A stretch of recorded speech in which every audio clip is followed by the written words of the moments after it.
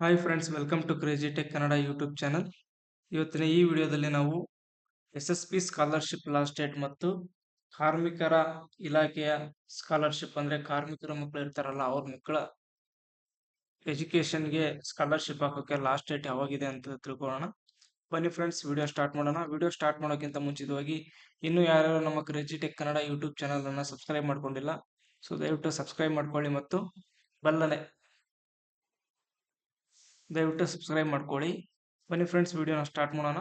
ಮೊದಲನೇದಾಗಿ ಬಹಳಷ್ಟು ವಿದ್ಯಾರ್ಥಿಗಳು ಕೇಳ್ತಾ ಇದ್ರಿ, ರಾಜ್ಯ ವಿದ್ಯಾರ್ಥಿ ವೇತನ ತಂತ್ರಾಂಶ ಅಂದ್ರೆ SSP ಸ್ಕಾಲರ್ಶಿಪ್ ಲಾಸ್ಟ್ ಡೇಟ್ ಯಾವಾಗ ಮತ್ತು ಕಟ್ಟಡ ಕಾರ್ಮಿಕರ ಮಕ್ಕಳ ಸ್ಕಾಲರ್ಶಿಪ್ ಏನಿದೆಯಲ್ಲ, ಲೇಬರ್ ಕಾರ್ಡ್ ಸ್ಕಾಲರ್ಶಿಪ್, ಅದು ಲಾಸ್ಟ್ ಡೇಟ್ ಯಾವಾಗ ಅಂತ ಬಹಳಷ್ಟು ಜನ ಕೇಳ್ತಾ ಇದ್ರಿ.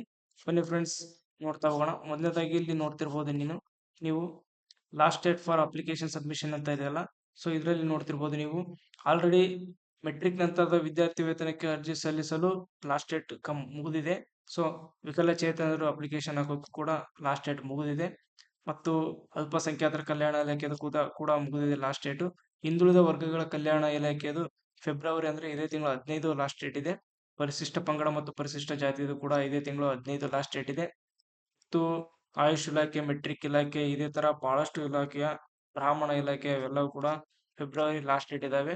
ಸಾಮಾಜಿಕ ಕಲ್ಯಾಣ ಇಲಾಖೆ ಮೆಟ್ರಿಕ್ ನಂತರ ಅಂದ್ರೆ PUC ಡಿಗ್ರಿ ಓದುತ್ತಿರೋ ವಿದ್ಯಾರ್ಥಿಗಳಿಗೆ ಫೆಬ್ರವರಿ 28 ಅಂದ್ರೆ ಇದೇ ತಿಂಗಳು 28 ಕೊನೆಯ ದಿನಾಂಕ ಆಗಿರುತ್ತೆ.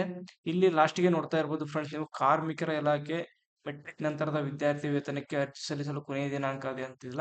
ಸೊ ನೀವು ಯಾರ್ಯಾರು ಕಾರ್ಮಿಕರ ಮಕ್ಕಳಾಗಿರ್ತೀರಾ, ಸೊ ನಿಮ್ಮ ಸ್ಕಾಲರ್ಶಿಪ್ಗೆ ಅಪ್ಲಿಕೇಶನ್ ಅನ್ನು ಸಬ್ಮಿಟ್ ಮಾಡಲು ಮಾರ್ಚ್ 31 ಕೊನೆಯ ದಿನಾಂಕ ಆಗಿರುತ್ತೆ. 31/3/2026 ಅಂದ್ರೆ ಮಾರ್ಚ್ 31 ಕೊನೆಯ ದಿನಾಂಕ ಆಗಿರುತ್ತೆ. ಸೊ ಯಾರೆಲ್ಲ ಕಾರ್ಮಿಕರ ಮಕ್ಕಳಿದ್ದೀರೋ, ಸೊ ನೀವು ಮಾರ್ಚ್ 31ರೊಳಗಾಗಿ ನಿಮ್ಮ ಸ್ಕಾಲರ್ಶಿಪ್ ಅಪ್ಲಿಕೇಶನ್ ಅನ್ನ ಸಬ್ಮಿಟ್ ಮಾಡಬೇಕಾಗಿರುತ್ತೆ.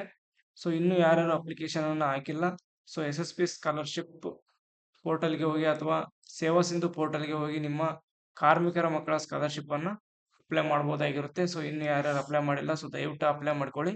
ಮಾರ್ಚ್ 31ರೊಳಗಾಗಿ ಅಪ್ಲೈ ಮಾಡ್ಕೋಬೇಕಾಗಿರುತ್ತೆ. ಇದಿಷ್ಟು ಇವತ್ತಿನ ಈ ವಿಡಿಯೋ ಆಗಿರುತ್ತೆ ಫ್ರೆಂಡ್ಸ್. Thanks for watching.